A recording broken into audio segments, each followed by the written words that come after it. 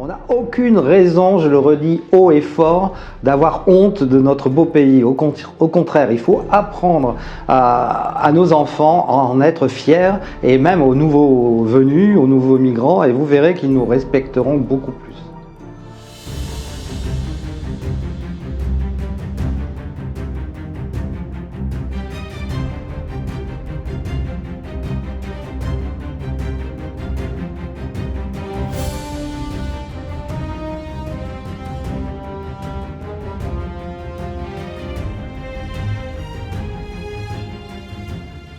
Dimitri Casali, nous sommes heureux de vous recevoir à Boulevard Voltaire. Alors, bonjour Gabriel. Ceux qui ne vous connaîtraient pas, ils ne sont pas nombreux, mais vous êtes historien, vous êtes professeur d'histoire, et j'insiste là-dessus car vous avez vraiment une vraie vocation de transmetteur. C'est quelque chose qui marque tout votre parcours, et votre dernier livre dont nous allons parler aujourd'hui en est la meilleure preuve. Alors, ce livre s'intitule, je ne veux pas me tromper dans le nom, Les 100 dates de l'histoire de France qui ont fait le monde. Voilà, alors ça paraît carrément intéressant de commencer l'année ainsi, parce qu'on ne sait pas où l'on va si l'on ne sait pas d'où l'on vient. Alors vous l'affirmez, l'histoire de France vraiment a fait l'histoire du monde. Eh oui, c'est peut-être l'histoire mondiale qui a le plus pesé sur l'humanité entière, sans que personne le sache. C'est vrai que c'est peu appris à nos enfants en particulier, mais la France a eu une influence majeure sur l'évolution de l'humanité. Et il m'a fallu 360 pages pour l'expliquer, mais c'est vrai qu'on pourrait faire même un second volume, tant des cathédrales, bien sûr, en passant par l'humanisme de Montaigne, les Lumières, bien sûr, mais aussi la Déclaration des droits de l'homme universelle, ça c'est sûr, et puis notre volonté de mission chrétienne, d'évangélisation. Il faut savoir que c'est la France qui a envoyé le plus de missionnaires catholiques à travers le monde. Ça, c'est une œuvre majeure qu'il faut pas oublier. Et si aujourd'hui il y a 6 millions de chrétiens au Vietnam, 84% des Congos, du Congo Brazzaville sont toujours chrétiens, c'est grâce à ces pères blancs en particulier. Alors ces 100 dates ont forcément fait l'objet d'un choix subjectif. Quel a été votre critère de sélection pour ces dates ? Eh bien, qu'il y ait toujours un effet actuel. Voilà, vous avez vu, souvent je mets en exergue ou en perspective avec la situation de la France et du monde aujourd'hui. Et malheureusement, on voit qu'à travers ces 100 dates, la France est en plein déclin depuis 25 ans, on peut le dire, très précisément pour moi. Je le dis dans la conclusion, c'est vrai que la France, à force de capituler sur ses valeurs, sur ses repères, de manquer de fierté d'être français, c'est ça surtout. On n'a aucune raison, je le redis haut et fort, d'avoir honte de notre beau pays. Au contraire, il faut apprendre à nos enfants à en être fiers, et même aux nouveaux venus, aux nouveaux migrants, et vous verrez qu'ils nous respecteront beaucoup plus. Alors on sent vraiment votre ambition dans ce livre et dans vos œuvres précédentes du reste, de trouver un récit fédérateur. Vous voulez reconstruire le roman national ? Alors, je parle de récit national, parce que pour moi, justement, l'histoire de France est tellement belle qu'elle n'a pas besoin d'être romancée. Ça, j'y tiens. Et c'est vrai que je tiens ça d'Ernest Lavis, je me sens très proche de ces grands historiens de la troisième aussi, et Mallet Isaac aussi, qui avait cette fierté de la patrie française. Et le récit, n'importe quelle histoire, de Jeanne d'Arc justement jusqu'à Louis XIV. Vous avez vu Louis XIV comme il est omniprésent dans ce livre, mais moi-même à 62 ans, j'ai encore découvert quel roi magnifique c'était. On n'a pas besoin d'inventer, l'histoire est là, elle est palpable. C'est pour ça que souvent je suis en colère contre nos metteurs en scène, réalisateurs ou documentalistes, parce que l'histoire de France pourrait faire le plus beau du cinéma américain. Il y a très peu de films sur l'histoire de France, et c'est un grand malheur. Ce qui m'a frappé, c'est que à travers ces 100 dates qui évoquent le rayonnement de la France à travers le monde, vous réconciliez des époques, des régimes, des personnalités qu'on croyait peut-être irréconciliables. Elles sont finalement sur la même lignée. Vous évoquez la Pérouse. Vous évoquez donc l'Ancien Régime, on se souvient que oui, omniprésent. 16, voilà. Ah, c'est très important de rappeler que la France possède un double héritage. J'insiste beaucoup sur les racines chrétiennes de la France, ça c'est un fait, il faut en être fier. Quand on voit dans les campagnes françaises, dès qu'on se promène, 55 000 églises françaises. Donc la France a des racines chrétiennes, c'est indéniable. Quand j'entends Mélenchon dire que l'histoire de France commence en 1789, j'ai des boutons partout, quoi. C'est pas possible d'entendre autant d'âneries, et même notre président de la République défend jamais, vous avez vu, l'héritage chrétien et monarchique, parce que ce sont les rois de France qui ont fait la France, ça je suis toujours fier de le rappeler, mais même aussi des valeurs républicaines, comme la laïcité trouve ses prémices dans l'édit de Nantes de notre grand roi Henri IV. Alors vous évoquez aussi Napoléon, qui pour vous est le fondateur de l'Europe, écrivez-vous.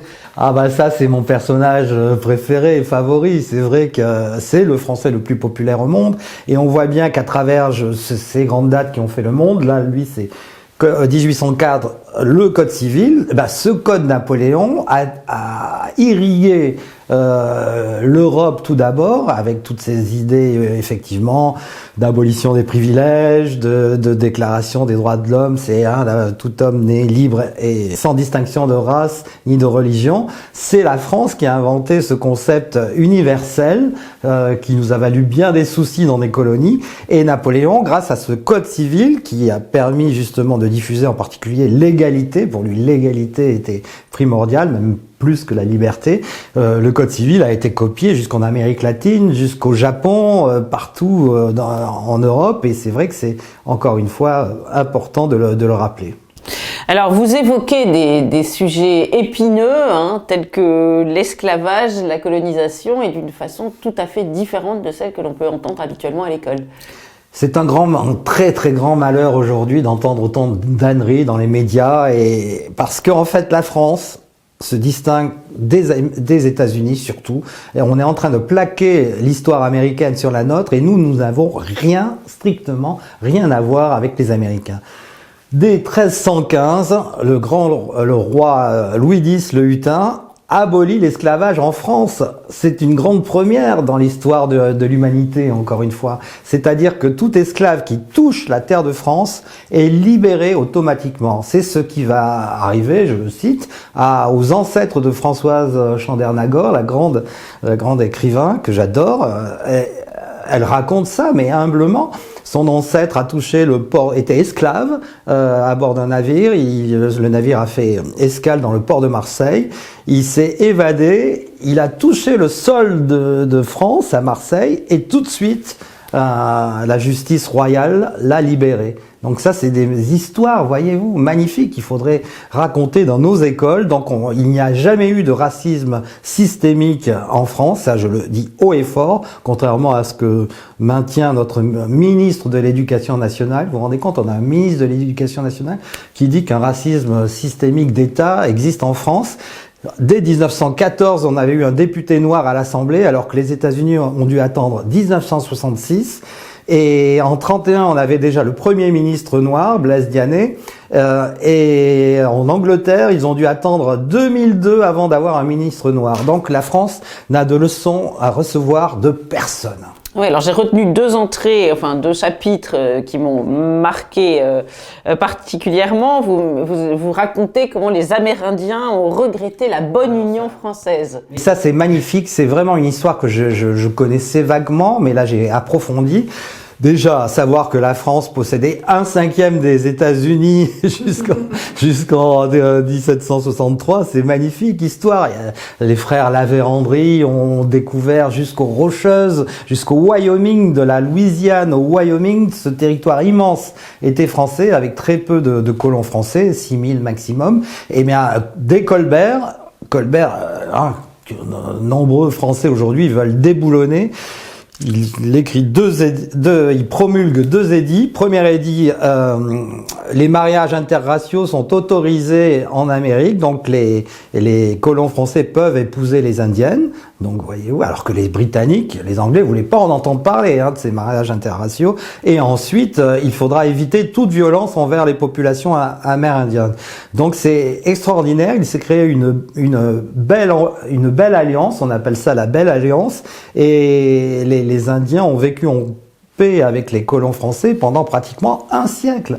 Et ils étaient vraiment pro-français. C'était surtout face aux Britanniques, qui étaient beaucoup plus cruels, beaucoup plus durs, beaucoup plus basés sur l'exploitation commerciale, comme ils vont le faire en Inde d'ailleurs. Les Anglais font pas de sentiments comme les Français. Et quand les Français ont été battus, chassés d'Amérique du Nord, les chefs indiens ont écrit des lettres magnifiques à Versailles, et où ils regrettaient la présence, la vassalité, la suzeraineté, puisque c'était une suzeraineté très très lâche, du roi de France. Et ça, j'ai trouvé ça magnifique. Alors vous parlez également, ça c'est un fait totalement oublié, de la promotion du premier capitaine africain dans l'armée française, très précoce. Eh oui, il y a 2 choses. La France, pays des arts et des lettres, comme on vient de le dire, mais aussi la France doit tout à son armée. L'armée française, je l'explique, qui a été omniprésente dans ces 100 dates, est vraiment constitutive de la nation française, ça il faut bien le rappeler. Et dès que l'armée française est puissante, eh bien, il y a un rayonnement international qui se crée, mais automatiquement, parce que l'armée française a toujours, effectivement, amalgamé des troupes noires, immigrées, c'est les tirailleurs sénégalais. C'est Napoléon III, encore, que j'aime particulièrement, qui a permis l'autorisation des tirailleurs sénégalais de développer ce corps admirable qui s'est très très bien conduit pendant la Première et la Seconde Guerre mondiale. Et donc, dès 1883, l'armée française a trouvé naturel de nommer Mamadou Racine capitaine.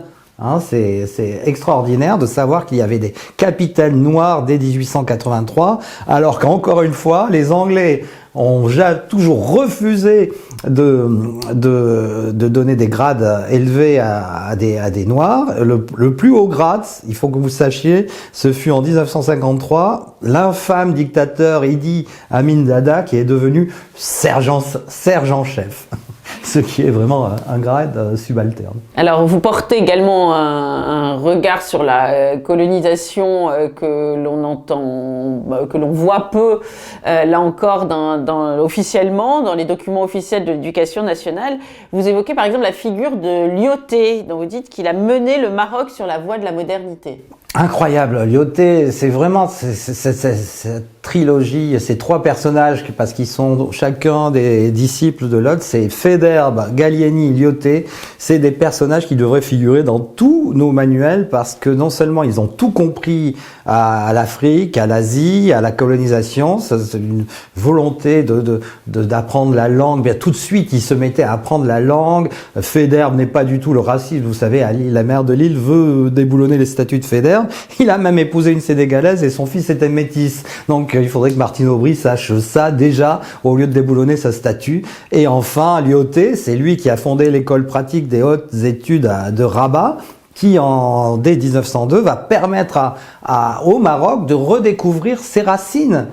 Il faut comprendre que tous ces pays-là avaient tout perdu de leur histoire, ils ignoraient même leur riche passé, effectivement, que les Marocains sont si fiers aujourd'hui. Et en 1902, ils avaient tout perdu, et grâce à cette école pratique des hautes études de Rabat, ils vont redécouvrir leur passé. Idem au Cambodge, avec l'école d'Extrême-Orient, l'école française d'Extrême-Orient, qui va permettre la redécouverte du temple d'Angkor.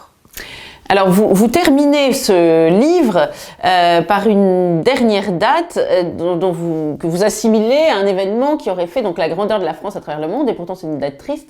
C'est la date, c'est le jour de l'incendie de Notre-Dame, le jour où Notre-Dame a failli disparaître. Et oui, parce que comme vous l'avez lu, j'ai commencé par 1144, qui est la consécration du chœur de la basilique de Saint-Denis, un première basilique gothique, première cathédrale gothique au monde, hein, et qui va essaimer jusqu'en Lituanie. On appelait ça non pas l'art gothique, mais l'art français. Déjà de savoir ça, c'est extraordinaire, quoi. À Séville, en Espagne, on parlait pas bâtissez-moi une cathédrale gothique, non, bâtissez-moi une cathédrale d'art français. C'est magnifique. Et bien sûr, j'ai voulu terminer ce livre par le triste, la tragédie de l'incendie de 2019, parce que pour moi, ça a été une blessure terrible qui montre en fait ce déclin qui apparaît en filigrane à travers mon livre. On voit bien que depuis 25 ans, première responsabilité, la mairie de Paris, bien sûr, qui n'a pas fait son travail pour protéger Notre-Dame, qui est le centre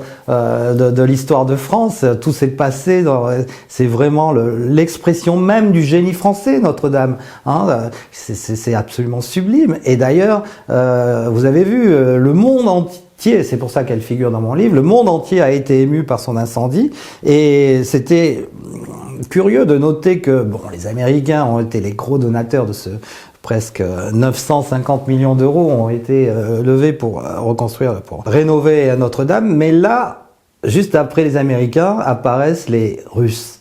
Les Russes ont été les gros donateurs avec les Américains. J'aime bien aussi souligner, donc il faut arrêter aussi cette russophobie actuelle, parce que c'est eux qui ont donné beaucoup plus que les Français, par exemple. Donc, et donc, bien sûr, les responsabilités, l'hôtel de ville et le ministère de la Culture. On voit bien que cette volonté, cela exprime la volonté de nos 25 ans de gouvernants, de laisser tomber ce que j'appelle le soft power français. C'est notre culture qu'il faut diffuser à travers le monde avec des investissements conséquents. Là, le budget de la culture est là. Quand nos présidents comprendront qu'il faut arrêter d'utiliser les anglicismes, de parler anglais, alors on voit bien notre président Macron qui est fasciné par le modèle multiculturel anglo-saxon en particulier. Il faut qu'il soit fier de sa culture, de notre culture, et qu'on la diffuse internationalement, comme l'ont fait tous nos rois, comme on parlait de Louis XIV, qui avait cette dimension universelle. Et là, peut-être que la France se portera mieux et qu'on pourra conquérir des nouveaux marchés, parce qu'effectivement, ce soft power, cette capacité d'influence de l'État sur les autres États du monde passe évidemment par des investissements puissants. Alors, à qui ce livre, on pourrait peut-être terminer par là, à qui ce livre est destiné? Est-ce que ce sont des enfants? Est-ce que ce sont leurs parents qui n'ont pas été tellement plus... C'est d'abord à nos enfants, bien sûr que c'est à nos enfants. Quand on voit, moi je suis très proche de l'éducation, je vais encore dans les banlieues enseigner, dans des banlieues défavorisées comme à Trappes il y a 3 semaines, c'est pitoyable ce qu'on fait avec l'éducation nationale pour tous ces enfants qui parfois, souvent ont envie, la plupart du temps ont envie d'aimer la France, mais on leur donne pas la France à aimer, on leur donne la France à haïr avec la traite négrière, l'esclavage, la collaboration. On voit les manuels scolaires qui parlent que de collaboration alors que voilà, ça a duré que 4 ans et encore. Et donc il faut à nouveau rendre tous ces enfants fiers de leur histoire pour pouvoir mieux affronter l'avenir. Et c'est ça mon message pour les générations futures des jeunes Français et de cette France éternelle qui est quand même un pays unique au monde. C'est une belle phrase pour finir l'année 2022, commencer l'année 2023. Nous en profitons pour souhaiter un joyeux Noël. Ah oui, ça c'est important, joyeux Noël. Belle phrase, autrefois les Français disaient Noël, Noël, je crois, à chaque fois qu'il y avait une occasion d'être heureux. Merci Dimitri Casali, merci chers lecteurs et spectateurs de Boulevard Voltaire. Abonnez-vous, partagez cette vidéo, aimez-la. Nous arrivons bientôt à 100 000 abonnés. Et comme nous l'avons dit, joyeux Noël et bonne année. Joyeux Noël.